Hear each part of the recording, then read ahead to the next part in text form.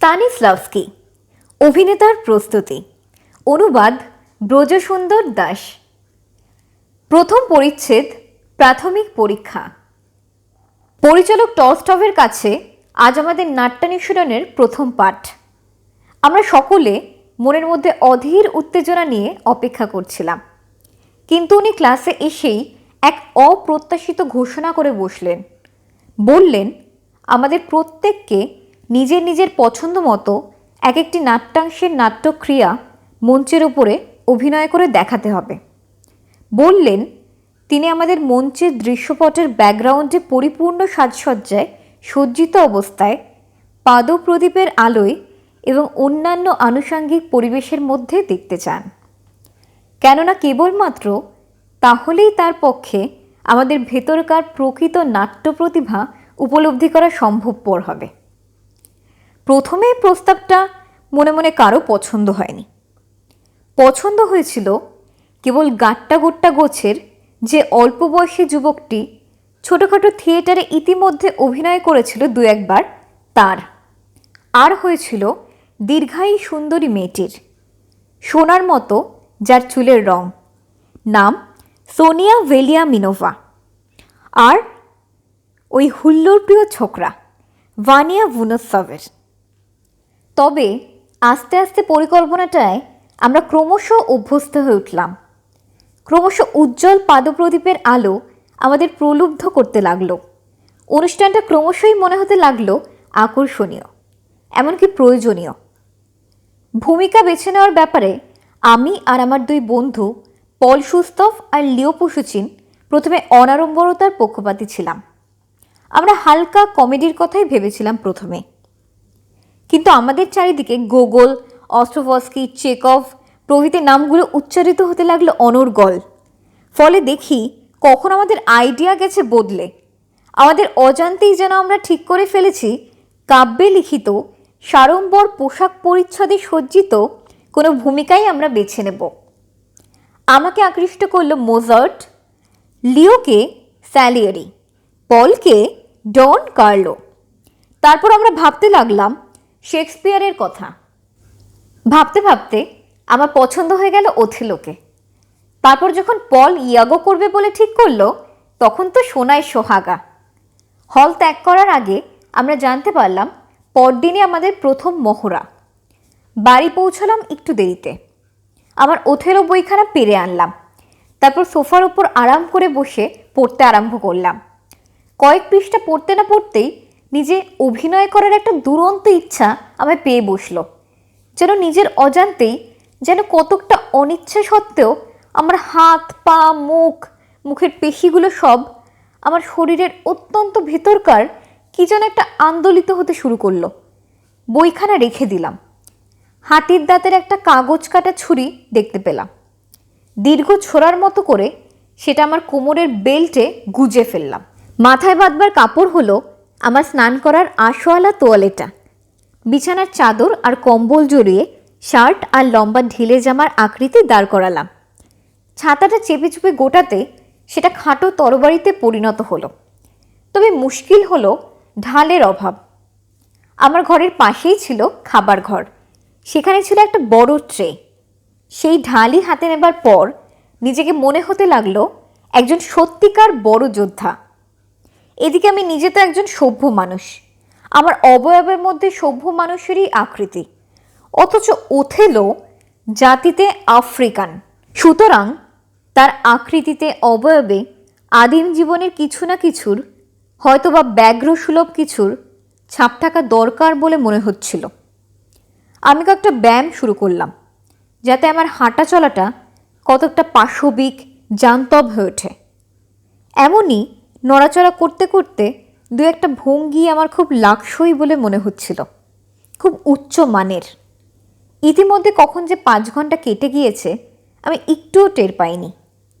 আমার ধারণা হলো আমার মনের ভেতর যে প্রেরণাটা আমি অনুভব করতে পারছি সেটা নির্ভেজাল, সেটা একেবারে খাঁটি। পরের দিন ঘুম ভাঙল অনেকটা দেরিতে। তাড়াতাড়ি পোশাকপত্র গলিয়ে নিয়ে গেলাম থিয়েটার বাড়িতে। মহলা কক্ষের সবাই আমার জন্য অপেক্ষা করছিল। আমার এত খারাপ লাগছিল যে দেরি হবার জন্য ক্ষমা না চেয়ে বলে বসলাম, মনে হচ্ছে একটু দেরি হয়ে গেল। সহকারী পরিচালক রাখমানভ খানিকক্ষণ এক দৃষ্টিতে আমার দিকে তাকিয়ে রইলেন। সেই দৃষ্টিতে ছিল ভৎসনা মাখানো। অবশেষে বললেন, অপেক্ষা করতে করতে আমাদের মেজাজ ঠিক রাখা দায় হয়ে উঠল, আর মনে হচ্ছে একটু দেরি হয়ে গেল। প্রচণ্ড উৎসাহ আর উদ্দীপনায় পরিপূর্ণ হয়ে আমরা কাজ করার জন্য এসেছিলাম, অথচ কেবলমাত্র তোমার জন্য সেই মেজাজটা আমাদের পুরোপুরি নষ্ট হয়ে গেল। সৃষ্টিশীল কিছু করার ইচ্ছেটাকে জাগিয়ে তোলাটা কঠিন, কিন্তু তাকে নষ্ট করাটা খুব সহজ। আমার নিজের কাজ আমি নিজে নষ্ট করতে পারি, তাতে কারো কিছু বলবার থাকতে পারে না, কিন্তু পুরো একটা দলের কাজকর্ম আটকে রাখার কী অধিকার আছে আমার? অভিনেতার কাজ তো সৈনিকের কাজের মতো, একেবারে কঠিন নিয়মানুবর্তিতার মধ্যে দিয়ে চলা। আমার সেটা প্রথম অপরাধ। রাখমানভ তাই সেদিনের মতো আমাকে কঠোর ভৎসনা করেই অব্যাহতি দিলেন। বললেন আমাকে তৎক্ষণাৎ সকলের কাছে ক্ষমা চাইতে হবে, আর নিয়ম করে প্রতিদিন মহলা আরম্ভ হওয়ার অন্তত 15 মিনিট আগে এসে উপস্থিত হতে হবে। তাহলে ছাত্রদের রিপোর্ট বইয়ে আমার অপরাধের কথা লিখবেন না। কিন্তু ক্ষমা চাইবার পরেও রাখমানভ কাজ চালাতে অনিচ্ছা প্রকাশ করলেন। বললেন যে শিল্পীর জীবনে তার প্রথম মহলা একটা অত্যন্ত গুরুত্বপূর্ণ ঘটনা, তাই সেই গুরুত্বপূর্ণ ঘটনার শুরু এমনভাবেই হওয়া দরকার যাতে করে তার ছাপ শিল্পীর মনের মধ্যে স্মরণীয় হয়ে থাকতে পারে। আমার অসাবধানতার ফলে আজকের মহলাটি নষ্ট হয়ে গেল। কেবল আশা রইল যেন পরবর্তী দিনের মহলাটি স্মরণীয় হয়ে থাকতে পারে। সেদিন সন্ধ্যায় ঠিক করলাম সকাল সকাল বিছানা নেব, কেননা পার্টের কথা আর চিন্তা করতে ভয় হচ্ছিল মনে। কিন্তু আমার নজর গিয়ে পড়ল একটা চকলেটের টুকরোর ওপরে। টুকরোটা একটুখানি মাখন মাখাতেই সেটা খানিকটা বাদামি পদার্থে পরিণত হলো। তারপর সেটা মুখে মেখে নিজেকে একজন মুড়ে রূপান্তরিত করতে অসুবিধা হলো না একটুও। আয়নার সামনে বসে আমার নিজের দাঁতের ঝকঝকানি দেখতে কি ভালোই না লাগছিল। কি করে হিংস্রভাবে সেগুলো দেখাতে হয়, কেমন করে চোখের তারা উল্টিয়ে চোখ সাদা করে ফেলতে পারা যায়, আমি আয়ত্ত করলাম।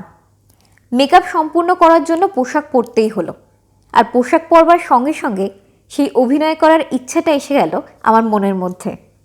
কিন্তু এবার আমি আর নতুন কিছু আবিষ্কার করতে পারলাম না। গতকাল যা করেছিলাম আজ যেন সবই তার পুনরাবৃত্তি, আজ যেন সব কিছুই ধার হারিয়ে কেমন ভোঁতা। যাই হোক, ওথেলোকে কেমন দেখানো উচিত অন্তত সে সম্পর্কে একটা ধারণা তো মাথায় এলো। আজ আমাদের প্রথম মহলা। নির্দিষ্ট সময়ের অনেক আগে থেকেই আজ আমি উপস্থিত। সহকারী পরিচালক আমাদের দৃশ্য এবং সজ্জা নিজের নিজের পরিকল্পনা মতো করে নিতে বললেন। আমার কপাল ছিল ভালো, আমি যেমন যেমন বললাম পল তাতেই রাজি হয়ে গেল। কারণ ইয়াগো চরিত্রের কেবলমাত্র অন্তর্নিহিত রূপটির প্রতি ওর ছিল বেশি আকর্ষণ, অথচ আমার কাছে বহিঃসজ্জার গুরুত্বই ছিল সর্বাধিক। আমার যে সেই নিজের ঘরটির কথা মনে পড়া দরকার, বহিঃসজ্জা ঠিক তেমন না হলে আমার পক্ষে সেই প্রেরণা ফিরে পাওয়া তো সম্ভব হবে না। কিন্তু যতই আমি মনে মনে ধরে নেওয়ার চেষ্টা করতে লাগলাম যে আমি আমার সেই ঘরেতেই আছি, কিছুতেই সে চেষ্টায় সফল হলাম না। বরং তার ফলে আমার অভিনয় কেমন যেন কেটে যেতে লাগলো মাঝে মাঝে। পল এরই মধ্যে তার পার্ট সম্পূর্ণ মুখস্থ করে ফেলেছিল, কিন্তু আমাকে বারে বারেই বই দেখতে হচ্ছিল, আর না হয় আন্দাজ করে করে সংলাপ বলতে হচ্ছিল। আশ্চর্য হয়ে অনুভব করলাম যে নাটকের সংলাপ আমাকে কিছুমাত্র সাহায্য করছে না, বরং যেন আমাকে খানিকটা বিরক্তিকর অবস্থার মধ্যে ফেলে দিচ্ছে। মনে হচ্ছে সংলাপ আধা আধির মতো বর্জন করতে পারলেই যেন ভালো হতো। শুধু সংলাপ নয়, কবির চিন্তাধারাই আমার কাছে নিতান্ত অপরিচিত বলে মনে হচ্ছিল। এমনকি আমার ঘরের মধ্যে নড়ে চড়ে আমি যে স্বাধীন সাবলীলত্ব পেয়েছিলাম নাটকের লিখিত ক্রিয়াকলাপ বা অ্যাকশনের মধ্যে, তা খুঁজে পাচ্ছিলাম না। এসবের থেকেও খারাপ হলো আমি যেন আমার নিজের কণ্ঠস্বরই চিনে উঠতে পারছিলাম না। বাড়িতে বসে সাজসজ্জা বা অন্যান্য আঙ্গিকের যে পরিকল্পনা আমি করেছিলাম তার সঙ্গে পলের অভিনয়ের সুরের কোনো মিল ছিল না। যেমন ওথেলো আর ইয়াগোর মধ্যে যেখানে শান্তভাবে কথাবার্তা চলছে, তেমন একটা দৃশ্যে আমি কেমন করে আমার দাঁতের বিচ্ছুরণ বা চোখের ঘূর্ণন দেখাবো, আবার এগুলো না করতে পারলেও পার্টটির ভেতরে প্রবেশ করা ঠিকমতো হবে না আমার। অথচ চরিত্রের বর্বরতার যে রূপ আমি মনে মনে স্থির করে নিয়েছিলাম, তার থেকে কিছুতেই আমার চিন্তাধারাকে সরিয়ে নিয়ে আসতে পারছিলাম না। এমনকি যে সেটিং বা দৃশ্যসজ্জার কথা ভেবেছিলাম, তার থেকে পৃথক কিছু কল্পনা করাও সম্ভবপর হচ্ছিল না আমার পক্ষে। হয়তো এর কারণ এই যে নতুন কিছু আমার মাথায়ই ছিল না। এতদিন নাটকটা পড়েছি আলাদাভাবে, নড়াচড়া করেছি আলাদাভাবে, একটার সঙ্গে অন্যটার সম্পর্ক স্থাপনের কোনো চেষ্টাই করিনি। ফলে সংলাপ কখনো অভিনয়ের বাধা হয়ে উঠছিল, আবার কখনো বা অভিনয় সংলাপের বাধা হয়ে দাঁড়াচ্ছিল। আজ সন্ধ্যায় আবার আমার ঘরে অভ্যেস করতে বসলাম। তখন আমি সেই আগের অবস্থাতেই রয়েছি, নতুন কোনো কিছুই করে উঠতে পারিনি। আমার মনে হতে লাগলো, কেন আমি বারবার সেই একই দৃশ্যের বা একই পদ্ধতির পুনরাবৃত্তি করছি। আমার গতকালের অভিনয়, আজকের অভিনয় আর আগামীকালের অভিনয় কেন হুবহু একই থেকে যাচ্ছে? আমার কল্পনার উৎস কি শুকিয়ে গেছে, না আমার অন্তরের সঞ্চয় বলতে কিছুই নেই? প্রথম দিকে আমার কাজ যেমনভাবে এগোচ্ছিল, শেষ দিকে এসে তা এমন করে একেবারে থেমে গেল কেন এক জায়গায়? বসে বসে ভাবছি এই সমস্ত কথা। এমন সময় পাশের ঘরে চা খেতে এলো জনকতক লোক। কাজেই নিজের মনঃসংযোগের সুবিধের জন্য আমাকে ঘরের অন্য প্রান্তে সরে যেতে হলো। গলাটাকেও খুব নামিয়ে অভ্যেস চালাতে হলো, যাতে ওঘর থেকে কেউ শুনতে না পায়। আশ্চর্য হয়ে অনুভব করলাম, এই পরিবর্তনের ফলে আমার ভাবসত্তায় একটা পরিবর্তন এসছে। আমি একটা গোপন তথ্য আবিষ্কার করেছি। সে তথ্য এই যে কোনো একটা জিনিস নিয়ে দীর্ঘকাল আটকে থাকা চলে না, একই অভ্যস্ত জিনিসের পুনরাবৃত্তি করা চলে না। আজকের মহলার শুরু থেকেই আমি উন্নতি দেখাবার চেষ্টা করতে থাকলাম। আজ আর দৃপ্ত পদক্ষেপ নয়। একটা চেয়ারে বসলাম, অভিনয় করতে লাগলাম, অধিক নড়াচড়া এবং অভিব্যক্তি, মুখবিকৃতি বা চক্ষু ঘূর্ণন বাদ দিয়েই। ফলে হলো কি, একটু পরে আমার সবই গেল গুলিয়ে। আমি পার্টের কথাগুলো ভুলে গেলাম আমার স্বরভঙ্গি, সব ভুলে গিয়ে থেমে গেলাম। তারপর আমার সেই পুরনো পদ্ধতির অভিনয়, পুরনো কর্মকাণ্ডে ফিরে যাওয়া ছাড়া আর গত্যন্তর রইল না। আমার অনুসৃত রীতি পদ্ধতিগুলোকে আমি আর পরিচালিত করতে পারছিলাম না, বরং সেগুলিই যেন আমাকে পরিচালিত করছিল। আজকের মহলায় আর নতুন কিছুই হলো না। তবে একদিন আমি যেমন আমাদের কাজের জায়গাটার মধ্যে অভ্যস্ত হয়ে আসছিলাম, তেমনি পরিচিত হয়ে উঠলাম নাটকটার সঙ্গে। প্রথম দিকে তো পলের ইয়াগোর সঙ্গে আমার মূল চরিত্র চিত্রণের সুর মিলছিলই না কোথাও, কিন্তু আজ মনে হচ্ছিল দৃশ্যাভিনয়ে আমরা পরস্পরের সঙ্গে খানিকটা খাপ খাইয়ে নিতে পেরেছি। যেভাবেই হোক বা যে কোনো কারণেই হোক, পূর্বের বিচ্ছিন্নতা বোধের তীব্রতা আজ অনেকখানি কমে গিয়েছিল। আজকের মহলা বড় মঞ্চটার ওপরে, মঞ্চের ওপরকার পারিপার্শ্বিকতার যে প্রভাব, আমি তার উপর অনেকখানি নির্ভর করেছিলাম। কিন্তু আসলে ঘটল কি, নানান দৃশ্যাঙ্কনে বিচিত্র উইংসগুলো রয়েছে দুপাশে। সামনে পাদপ্রদীপের ঔজ্জ্বল্য, অথচ মনে হতে লাগলো মিটমিটে আলোয় জনমানবহীন এক কোণে আমি যেন বসে আছি। মঞ্চের সেট কতদূর পর্যন্ত থাকবে তার আউটলাইনটা চিহ্নিত করবার জন্য কয়েকটা সাধারণ বেতের চেয়ার পরপর সাজানো ছিল পাদপ্রদীপের কাছে। ডান দিকে ছিল এক থাক আলো। মঞ্চের মধ্যে পা দিতে না দিতেই প্রসেনিয়ামের বিরাট অর্ধবৃত্তটা আমার চোখের সামনে এক বিরাট দানবের মতো জেগে উঠল। তার পেছনেই ভেসে রইল এক সীমাহীন গভীর কালো রহস্যময় স্থান। মঞ্চের বিপরীত দিক থেকে দেখার সেই হলো আমার প্রথম অভিজ্ঞতা। কে যেন চেঁচিয়ে বলল, আরম্ভ কর। কথা ছিল চেয়ারের সারি দিয়ে বানানো ওথেরোর ঘরখানায় আমি প্রবেশ করব। প্রবেশ করে আমার জায়গা নেব। প্রবেশ করলাম, একটা চেয়ারে বসলাম। দেখা গেল যে আমি উল্টো চেয়ারে বসেছি। সেটের কোন দিকটায় কি আছে তাও যেন আমি ঠিক চিনতে পারছিলাম না। বহুক্ষণ পর্যন্ত আমি আমার পারিপার্শ্বিকতার সঙ্গে নিজেকে খাপ খাওয়াতে পারছিলাম না। আমার চারপাশে যেসব ঘটনা ঘটছিল তার দিকেও মনোযোগ দিতে পারছিলাম না। পল আমার পাশেই দাঁড়িয়েছিল, অথচ তার দিকে তাকাতে পর্যন্ত পারছিলাম না। আমার চোখের দৃষ্টি তাকে অতিক্রম করে একবার চলে গেল প্রেক্ষাগৃহে, তারপর আবার সেখান থেকে ঘুরে চলে এলো মঞ্চের নেপথ্যের দিকে। সেখানে কেউ জিনিসপত্র এখান থেকে ওখানে নিয়ে যাচ্ছে, কেউ বা হাতুড়ি পেটাচ্ছিল ঠকাঠক, আবার কেউ কেউ তর্ক বিতর্ক করছিল পরস্পরের মধ্যে। আশ্চর্যের কথা এই যে কতকটা যান্ত্রিকভাবে আমি কথা বলতে, অভিনয় করতে শুরু করলাম। ভাগ্যিস বাড়িতে অভ্যেসের ফলে কতগুলো নির্দিষ্ট পদ্ধতি আমার ভেতরে গেঁথে গিয়েছিল, না হলে হয়তো একটা লাইন কোনো মতো বলতে না বলতেই থেমে পড়তে হতো সেদিন। আজ মঞ্চের ওপরে আমাদের দ্বিতীয় মহলা। আমি সকাল সকাল পৌঁছলাম। স্থির করলাম সরাসরি মঞ্চের ওপরেই নিজেকে প্রস্তুত করে নেব। মঞ্চের অবস্থা গতকাল থেকে সম্পূর্ণ পৃথক। কর্মচাঞ্চল্যে চতুর্দিক ধ্বনিমুখর। আসবাবপত্র নাড়াচাড়া চলছিল, দৃশ্যগুলি যথাস্থানে স্থাপিত করা হচ্ছিল। এই কলরব ও বিশৃঙ্খলার মধ্যে আমার ঘরের ভেতরকার সেই অভ্যস্ত নির্জনতার সন্ধান করাটা নিরর্থক। সুতরাং আমাকে প্রথমেই নতুন পরিস্থিতির মধ্যে খাপ খাইয়ে নিতে হবে নিজেকে। আমি মঞ্চের সামনের দিকে এগিয়ে গিয়ে পাদপ্রদীপের ওপারের সেই বিচিত্র বিশাল গর্তটার দিকে তাকিয়ে রইলাম। উদ্দেশ্য যাতে আমি ওর উপস্থিতি সম্পর্কে ক্রমশ অভ্যস্ত হয়ে উঠতে পারি। কিন্তু যতই স্থানটার দিকে আমি তাকাচ্ছিলাম, ততই আমার চিন্তা ওটিতেই আচ্ছন্ন হয়ে পড়ছিল। হঠাৎ একজন কর্মীর হাত থেকে এক ঠোঙা পেরেক মেঝে পড়ে গেল। আমি তাড়াতাড়ি ওকে সেগুলো কুড়াতে সাহায্য করতে গেলাম।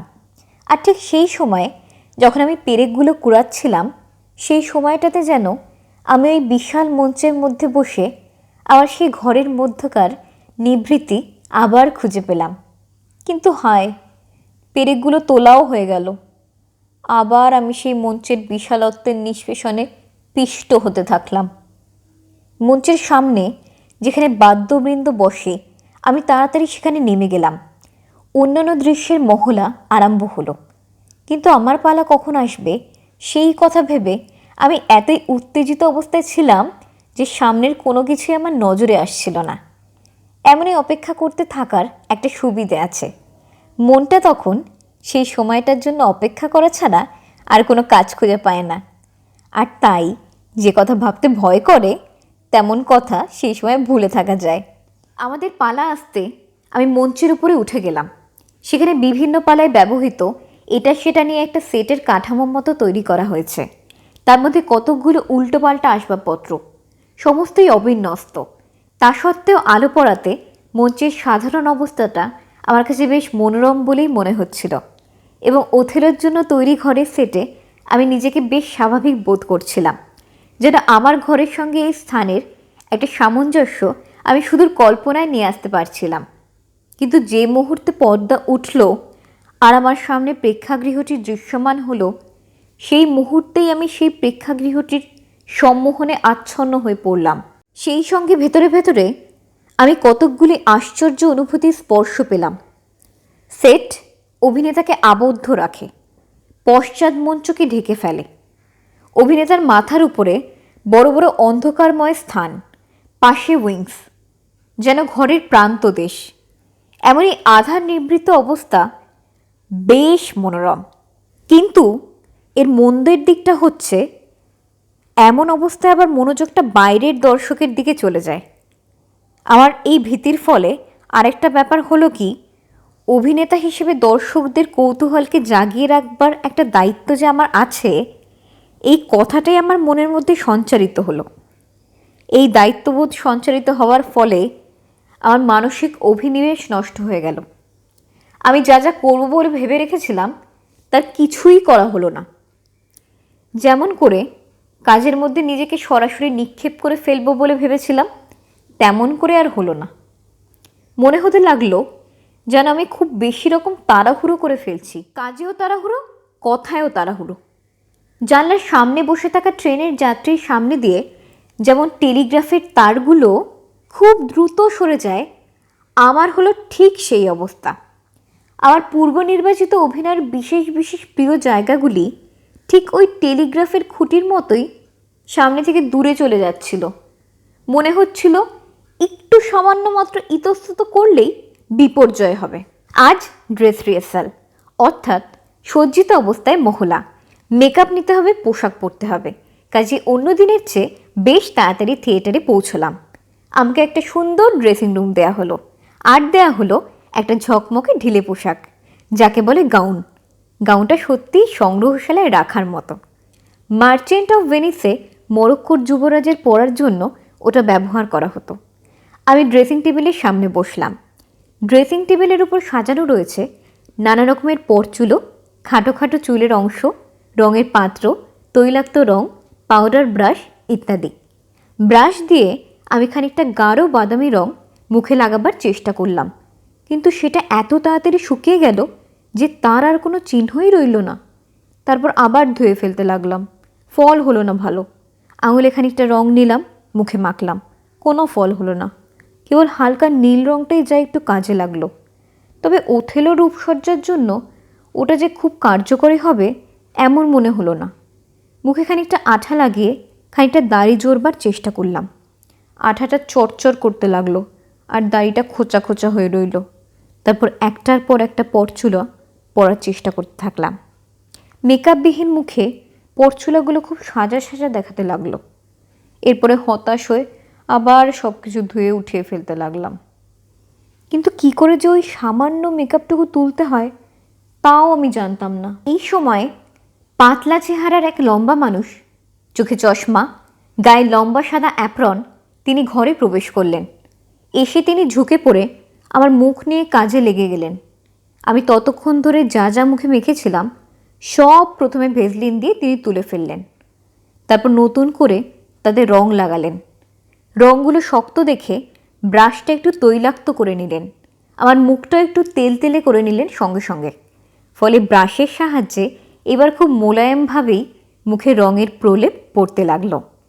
তারপর তিনি আমার মুখে কালচে রঙের একটা শেড এঁকে দিলেন। শেডটা দিতে অবিকল মুর্দের গায়ের রঙের মতো দেখালো মুখখানা। অবশ্য চকলেট দিয়ে যে গাঢ় শেডটা আমি নিজে লাগিয়েছিলাম তার জন্য আমার মায়া হচ্ছিল। সেই গাঢ় রং মেখে আমার দাঁতগুলো আর চোখগুলো খুব ঝকঝকে দেখিয়েছিল। মেকআপ শেষ হলো। পোশাক পরে আমি আয়নার দিকে তাকালাম। ভারী আনন্দ হলো পুরো চেহারাটা দেখে। আনন্দ হলো রূপসজ্জা করে নৈপুণ্য দেখে। লম্বা ঢিলে আংরাখার ঢেউয়ের তলায় আমার হাতের হাড়ের কোনাগুলো ঢাকা পড়ে গেছে। যেসব ভঙ্গি আমি আয়ত্ত করেছিলাম পোশাকটার সঙ্গে সেগুলো যেন দারুণভাবে খাপ খেয়ে গেছে। পল এবং আরও কয়েকজন সাজঘরে এলো। আমার সজ্জা দেখে আমাকে অভিনন্দন জানালো। তাদের উদার প্রশংসা বাক্যে আমি আমার হারানো আত্মবিশ্বাস আবার ফিরে পেলাম। কিন্তু মঞ্চের ওপরে উঠেই আসবাবপত্রগুলোর একটু স্থানান্তর লক্ষ্য করে আমি বিচলিত হলাম। এক জায়গার দেয়াল থেকে অনেকটা এগিয়ে প্রায় মধ্যমঞ্চে একটা আরামকেদারা রাখা ছিল, আর টেবিলটা ছিল মঞ্চের সম্মুখভাগের কাছাকাছি। মানুষের সবচেয়ে যেখানটায় নজর যায় সেখানটাতেই যেন আমাকে প্রদর্শনীর বিষয়বস্তু করে রাখার ব্যবস্থা হয়েছিল। উত্তেজনায় আমি মঞ্চের উপর আগুপিছু পায়চারি করতে লাগলাম। তখন কানে বা আংরাখার ভাঁজের নিচে আমার খাটো তরবারিতে হাত দিচ্ছিলাম। আবার কখনো বা কোনো একটা আসবাবের আড়ালে বা একটা দৃশ্যপটের আড়ালে আমার ছোড়াগুলো হাত দিয়ে ধরে দেখছিলাম। কিন্তু আমার পার্টগুলো আপনা থেকেই বেরিয়ে যাচ্ছিল মুখ দিয়ে, এবং মঞ্চের উপরে আমার অবিশ্রান্ত কর্মচাঞ্চল্যে কোনো ছেদ পড়েনি। নানা অসুবিধে সত্ত্বেও মনে হচ্ছিল দৃশ্যের শেষ পর্যন্ত হয়তো চালিয়ে যেতে পারবো। তবু অভিনয়ের তুঙ্গ দেশে পৌঁছাবার মুখে হঠাৎ আমার মনে হলো এই বুঝি আটকে গেলাম। প্রচণ্ড ভয়ে সেই মুহূর্তে আমার সংলাপ বন্ধ হয়ে গেল। জানি না কখন কেমন করে আপনা থেকেই আমার সংলাপ আবার ফিরে পেলাম। তবে এটা ঠিক যে সেবারের মতো আমি বেঁচে গেলাম। তখন আমার মনে রইল কেবল একটি চিন্তা, কেমন করে তাড়াতাড়ি কাজ শেষ করে মেকআপ তুলে সাজসজ্জা বদলিয়ে থিয়েটার থেকে বেরিয়ে যেতে পারবো। আবার আমার ঘর, আবার আমি একা। কি খারাপ লাগছিল আমার। সৌভাগ্যক্রমে লিও ঘুরতে ঘুরতে আমার সঙ্গে দেখা করতে এলো। ও আমাকে দর্শকের আসনে বসে থাকতে দেখেছিল, তাই ওর পার্ট আমার কেমন লেগেছিল সেটা আমার কাছে জানতে চাইলো। কিন্তু আমি কিছুতেই বলতে পারলাম না, কারণ ওর পার্টের সময় আমি তো অপেক্ষা করছিলাম কখন আমার পালা আসবে। তাই মনে মনে এমন উত্তেজিত ছিলাম যে সামনের কোনো কিছুই লক্ষ্য করে দেখিনি। ও ঘরোয়াভাবে বসে নাটকের কথা, ওথেলোর চরিত্রের কথা আলোচনা করতে লাগলো। ডেসডেমোনার অমন অপরূপ শরীরের মধ্যে অমন পাপ কি করে বাসা বাঁধতে পারে সেই কথা ভেবে, সেই মনের ভেতরকার গভীর দুঃখবোধের কথা, গভীর আঘাত বেদনার কথা, গভীর বিস্ময়ের কথা ও যখন আলোচনা করছিল, তখন আমার কাছে তা খুব আকর্ষণীয় বলে মনে হচ্ছিল। ও চলে গেল। আমি পাঠটা আবার ওর ব্যাখ্যা মতো পড়ার চেষ্টা করতে লাগলাম। এমনই চেষ্টা করতে করতে এক সময় আমার প্রায় কান্না এসে গেল দু চোখ বেয়ে। হতভাগ্য মুরের বেদনা আমার মনের সহানুভূতির তারগুলোয় এমন আঘাত দিয়েছিল। আজ অভিনয় প্রদর্শনের দিন। আমার মনে হলো যে যাই, আগে থেকে গিয়ে একটু দেখি কি হবে। যতক্ষণ না আমার সাজঘরে পৌঁছেছি ততক্ষণ পর্যন্ত বেশ নিরুদ্বিগ্ন মনেই ছিলাম, কিন্তু সাজঘরে পৌঁছবার সঙ্গে সঙ্গেই আমার বুকের মধ্যেটা হাতুড়ি পিটতে শুরু করলো। মনে হতে লাগলো হয়তো আমি এখনই বমি করে ফেলবো। মঞ্চের ওপর তখন একটা সুশৃঙ্খল স্তব্ধতা বিরাজ করছিল, একটা অস্বাভাবিক মৌনতা, যার মধ্যে পড়ে আমি বেশ অসুবিধা বোধ করছিলাম। উইংসের অন্ধকার থেকে আলোকিত মঞ্চে এসে দাঁড়ালাম যখন, সেখানে উপর থেকে আলো, নিচ থেকে আলো, সামনে থেকে সার্চ লাইট এসে পড়েছে আমার ওপরে, তখন আমার চোখ ধাঁধিয়ে গেল। আলোকের ঔজ্জ্বল্য ছিল এমন নিবিড় যে মনে হচ্ছিল যেন সাদা আলোর একটা মোটা পর্দা আমার আর প্রেক্ষাগৃহের মাঝখানে আড়াল হয়ে দাঁড়িয়ে আছে। এমনইভাবে নিজেকে প্রেক্ষাগৃহ থেকে আড়ালে রেখে প্রথমটায় খানিকটা স্বস্তি বোধ হলো, কিন্তু একটু পরেই চোখে আলোটা যখন সরে গেল, যখন আলো পেরিয়ে অন্ধকারের মধ্যে নজর চলল, তখন জনতার আকর্ষণ এবং ভীতি উভয়ই আমার মধ্যে আগের চেয়ে অনেক বেশি প্রবল হয়ে দেখা দিল। আমি নিজেকে উন্মুক্ত করে প্রকাশ করব বলে প্রস্তুত হয়েছিলাম আমার মধ্যে যা কিছু আছে তা উজাড় করে ওদের দেখাবো বলে। অথচ সেই মুহূর্তে আমার অন্তরটা এত ফাঁকা বলে মনে হচ্ছিল, যেমনটা আগে আর কখনো হয়নি। আমার মধ্যে যতটা অনুভূতি বা আবেগ ছিল, তার থেকে বেশি আবেগ জোর করে প্রকাশ করতে গিয়ে মনে হলো যেন আমি অসম্ভবকে সম্ভব করবার চেষ্টা করছি। ভয় আমার হাত মুখ যেন পাথর হয়ে গেল। অস্বাভাবিক এবং নিষ্ফল প্রচেষ্টায় আমার সমস্ত ক্ষমতা নিঃশেষিত হয়ে গেল। আমার গলা বুজে এসে যেন উঁচু তারে শব্দ হতে লাগলো। আমার হাত পা, আমার অঙ্গভঙ্গি, বাচন সব কিছুই প্রচণ্ড হয়ে উঠল, এবং আমার প্রতিটি ভঙ্গিমার জন্য, প্রতিটি বাচনের জন্য আমি মনে মনে লজ্জা অনুভব করলাম। লজ্জায় আমি লাল হয়ে উঠলাম, হাত মুষ্টিবদ্ধ করলাম, তারপর একটি আরাম চেয়ারের পিঠের দিকে নিজেকে চেপে ধরলাম। আমার অক্ষমতাজনিত অসহায়ত্বের ফলে একটা ক্রোধের অনুভূতি আমাকে গ্রাস করল। কয়েকটা মিনিট ধরে আমি আমার পারিপার্শ্বিক সমস্ত কিছুর থেকে নিজেকে বিচ্ছিন্ন করে ফেললাম। সেই বিখ্যাত লাইনটি, রক্ত ইয়াগো রক্ত, লাইনটি আমার মুখ থেকে সজোরে বেরিয়ে এলো, আর আমি যেন এই কথাগুলোর মধ্যে এক পরম বিশ্বাসপ্রবণ আহত আত্মার আঘাতটি অনুভব করতে পারলাম।